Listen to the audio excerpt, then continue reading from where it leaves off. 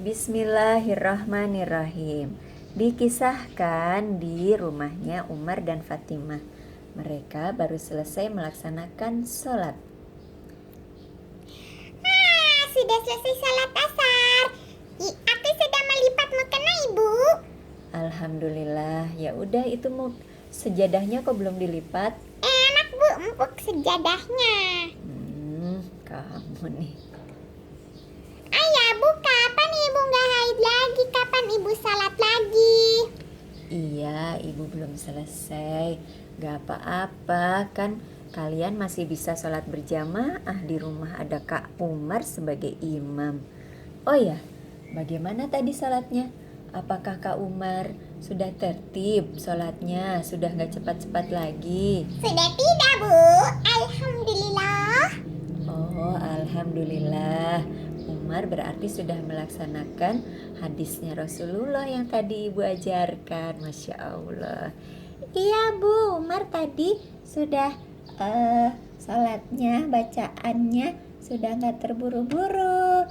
Umar sudah tertib seperti kata ibu di dalam hadis yang ibu ajarkan tadi. Alhamdulillah. Ya bu, kenapa? Apa sih kita itu salat untuk apa bu? Oh, sholat itu adalah perintah Allah di dalam Al-Quran. Nah, sholat juga merupakan salah satu bentuk ibadah kita kepada Allah sebagai Tuhan pencipta manusia. Nah, jadi kita sebagai manusia adalah memiliki kewajiban untuk menyembah Allah sebagai Tuhan kita. Di dalam Al-Quran, Allah Subhanahu wa Ta'ala berfirman. Di sana disebutkan bagaimana atau apa tujuan diciptakannya manusia. Bagaimana bu bunyinya? Emang dalam surat apa bu? Iya, Fatimah perasaan pernah dengar tapi Fatimah udah lupa. Ya, ini ya ibu ingatkan lagi. Ada di dalam Al-Quran surah Az-Zariyat ayat 56. Nih begini bunyinya, Umar dan Fatimah dengarkan ya. A'udzubillahi minasyaitonirrajim. Bismillahirrahmanirrahim. Wa ma khalaqtul jinna wal insa illa liya'budun. Yang artinya, dan tidaklah aku menciptakan jin dan manusia melainkan untuk beribadah kepadaku. Jadi bukan hanya kita yang harus salat, tapi jin juga. Iya, betul sekali, karena Allah Subhanahu wa Ta'ala menciptakan makhluk banyak sekali ya.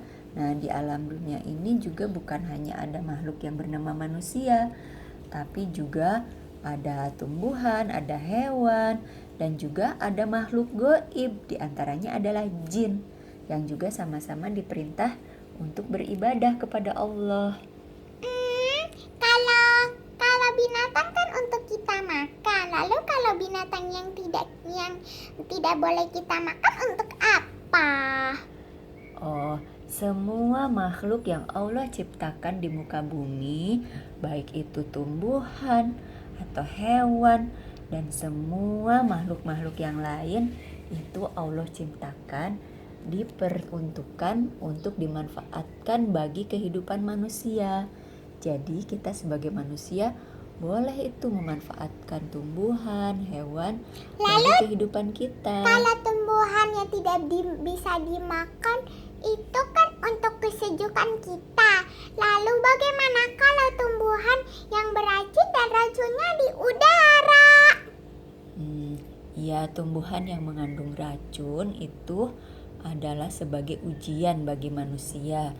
Manusia diperintahkan Allah untuk terus belajar mencari ilmu setinggi-tingginya, bagaimana memanfaatkan alam ini dan bagaimana mengatur supaya kehidupan di alam ini terjadi dengan seimbang bagi kehidupan kita. Bukannya itu malah seperti kayak misalnya tumbuhan itu bukan untuk ditebang. Iya betul, pohon-pohon itu berfungsi untuk memberikan udara yang segar bagi manusia. Coba bayangkan kalau kita itu dipotong Nah iya, nggak boleh ya. Kita harus memanfaatkan alam ini sesuai apa yang dikehendaki Allah bagi kehidupan kita agar Sama hidup kita seperti- lebih nyaman. Sama seperti sungai dan lautan, kita tidak boleh membuang sampah di laut atau sungai. Ntar banjir, terus yang ada di laut bisa itu kayak misalnya paus mangap, itu ntar dimakan lagi. Iya betul sekali Fatimah, kamu pintar banget ya. Jadi kita ini harus memelihara alam yang telah Allah ciptakan. Salah satunya ya betul, tidak boleh membuang sampah sembarangan. Apalagi sampah-sampah yang tidak bisa didaur ulang seperti plastik. Tidak boleh dibuang ke lautan, ke sungai, ke dalam tanah. Itu karena tidak bisa didaur ulang atau didegradasi sehingga akan terus ada sampai kapanpun. Jadi merusak bumi kita.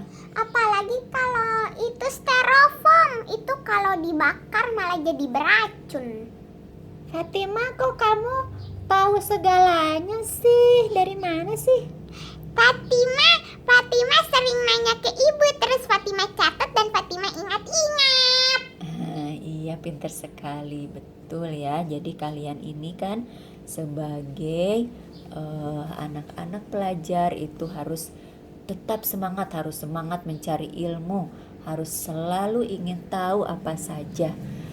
Karena mencari ilmu itu selain memang kebutuhan kita agar kita bisa tahu mengetahui segala ilmu pengetahuan, juga merupakan kewajiban kita melaksanakan perintah Allah seperti apa yang Rasulullah sebutkan ya di dalam hadis. Coba bagaimana hadis menuntut ilmu? Fatimah masih ingat? Umar masih ingat? Masih, ya kita bacakan bersama-sama hadis menuntut ilmu. Ayo. Qala Rasulullah sallallahu alaihi wasallam, talabul ilmi faridatun ala kulli muslim. Menuntut ilmu itu wajib bagi setiap muslim. Nah, alhamdulillahirrabbilalamin. Baiklah, karena sudah ada hadisnya untuk menuntut ilmu, berarti sekarang saatnya kalian untuk belajar. Fatimah catat dulu yang tadi ibu katakan. Ya, Fatimah baik. ambil buku Fatimah dulu. Ya, jangan lupa nanti lipat sejadah ya. Iya ya. Ya udah. Baiklah, ibu juga mau ke dapur dulu, mau masak buat makan malam nanti. Oke. Alhamdulillahirabbil alamin.